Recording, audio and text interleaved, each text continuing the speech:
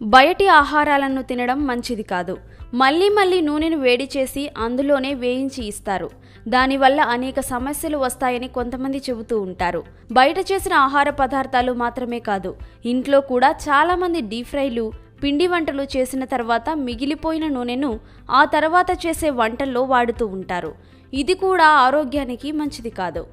నూనెను మళ్ళీ వేడి చేయడం వల్ల అందులో కార్సినోజెనిక్ లక్షణాలు అంతకంతకు పెరుగుతాయి. వీటిలో కొన్ని విషపు సమ్మేళనాలు ఏర్పడి అవి కణాలు విచ్చలవిడిగా పెరిగిపోవడాన్ని ప్రోత్సహిస్తాయి. అలాగే ఫ్రీ రాడికల్స్ ఏర్పడే ప్రమాదం కూడా పెరిగిపోతుంది. ఇది క్యాన్సర్కు దారితీస్తుంది.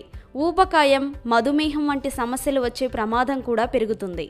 రోగనిరోధక శక్తి తగ్గి ఎక్కువగా ఇన్ఫెక్షన్లు సోకుతాయి.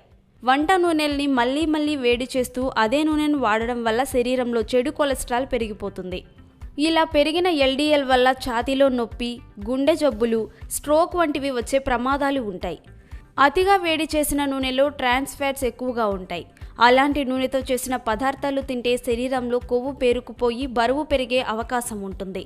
కొవ్వు పెరుగుతుంది కాబట్టి రక్త ప్రసరణ వ్యవస్థలో కూడా హెచ్చుతగ్గులు ఏర్పడి హార్ట్అటాక్ వచ్చే ప్రమాదం ఉంటుంది. పదే వేడి చేసిన నూనెను తినడం వల్ల గ్యాస్ సంబంధిత సమస్యలు అధికమవుతాయి.